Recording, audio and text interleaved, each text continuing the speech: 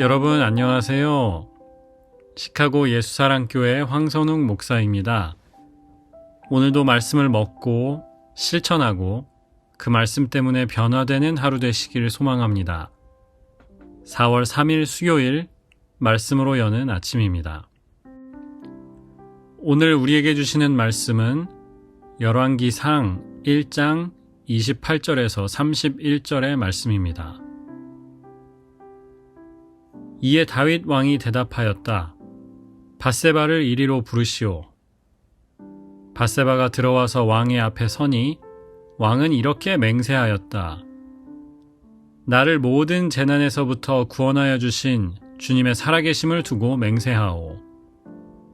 내가 전에 이스라엘의 주 하나님을 두고 분명히 그대에게 맹세하기를 그대의 아들 솔로몬이 임금이 될 것이며 그가 나를 이어서 임금의 자리에 앉을 것이다 하였으니 이 일을 오늘 그대로 이행하겠소.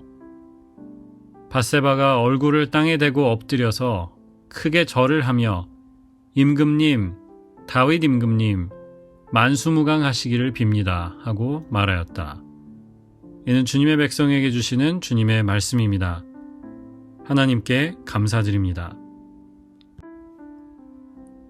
여러분, 해피 이스터 다시 한번 인사드리고요.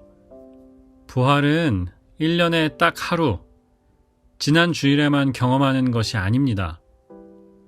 교회 절기상으로는 오순절까지 길게 이어지는 50일 동안 이어지는 시즌이고요. 그뿐인가요? 매주 주일이 사실은 작은 부활절이죠. 부활을 통해 얻는 생명, 능력, 소망을 우리는 매주 예배를 통해서 표현하고 감사하고 기뻐합니다. 다시 한번 인사드릴게요. 부활의 능력으로 사는 오늘 되시길 축복합니다. 4월부터 열왕기상을 묵상합니다. 8월까지 4개월 동안 열왕기상하를 읽게 됩니다. 오늘 말씀은 솔로몬이 다윗의 후계자로 지명되는 장면이지요. 이 장면과 같이 읽어야 하는 말씀이 있는데 마태복음 1장에 나오는 예수님의 족보입니다. 마태는 예수님의 족보에 5명의 여인들을 언급하지요. 다말, 라합, 룻, 밧세바, 그리고 예수님의 어머니였던 마리아입니다. 여인들의 공통점이 있습니다. 그 당시 사회 통념으로 보면 자랑할 것이 없는 여인들이었어요. 과거가 있는 여자들이었습니다. 다말은 자기 시아버지를 속여서 그와 하룻밤을 보내고 자식을 낳은 사람이었습니다. 라합은 기생이었어요. 그래서 우리가 기생 라합이라고 기억하는데 새 번역을 찾아보니까 아예 창녀였다라고 번역했습니다. 마리아도 자랑할 게 없죠. 자식이 생겼는데 남편의 아이가 아니었어요.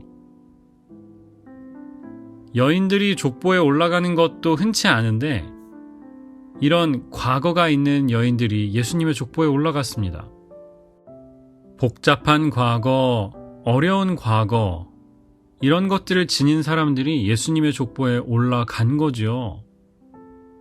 어떻게 이들이 예수님의 조상으로 예수님의 가족이 될 수 있었을까요? 두 가지인데요. 하나는 전적인 하나님의 은혜이고요. 두 번째는 믿음의 행동입니다. 당연히 하나님의 은혜로 예수님의 조상이 된 것이죠.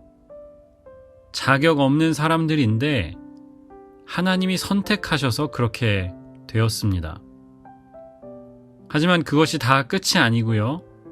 은혜가 베풀어졌을 때 이들은 믿음으로 그 은혜에 자기 삶을 던진 사람들이었습니다. 룻의 경우를 생각해 보십시오. 자기 민족과 언어를 버리고 시어머니를 따라서 유대 땅으로 와요. 라합도 마찬가지입니다. 여리고에 사는 사람이었지만 이스라엘 사람들의 정탐꾼을 숨겨줬고요. 하나님의 편에 섭니다. 밧세바의 이야기도 마찬가지이죠. 오늘 이 말씀의 이야기는 솔로몬의 이야기라기보다는 밧세바의 이야기에 가깝습니다. 먼저 1장 시작하자마자 아도니아라는 다윗의 다른 아들이 자기가 왕이 되었다고 선포합니다. 내가 왕이 될 거야 라고 왕좌에다가 자기 깃발을 먼저 꽂은 거죠. 이 상황에서 밧세바가 아유 그래 내 인생이 뭐 그렇지. 내 아들이 무슨 왕이 된다고 내까짓게 그렇게 생각하지 않았어요. 오늘 30절 말씀에 보면 다윗이 이미 밧세바에게 솔로몬이 왕이 될 것이라고 약속을 했던 것 같아요. 밧세바는 그 약속을 믿었습니다. 내가 어떤 사람이고 내 과거가 어떻고 밧세바는 이런 것들에 매이지 않았습니다. 어제 말씀에 보면 오히려 그 약속을 의지해서 다윗을 압박합니다. 밧세바의 이 당돌함이 제게 큰 은혜가 되었습니다. 마침내 다윗이 선포하지요. 솔로몬이 왕이 될 것이다. 저도 어떻게 보면 이 밧세바와 같은 기도를 매일 드립니다. 하나님이 부르셔서 저 시카고 예수사랑교회에 왔습니다. 그러니까 능력 주세요. 라고 기도합니다. 사랑도 주시고 지혜도 주세요. 라고 하나님을 저도 압박해 봅니다. 부르심을 의지하면서 하나님 앞에 떼쓰는 거죠. 우리가 기도할 때 예수님의 이름으로 기도합니다. 내 능력이나 내 의로움으로 기도하지 않고요. 예수님이 하신 일, 그것을 의지해서 기도합니다. 우리가 기도하다 보면 을에 그런 생각이 들어요. 에휴, 내가 이런 기도를 할 자격이나 되나?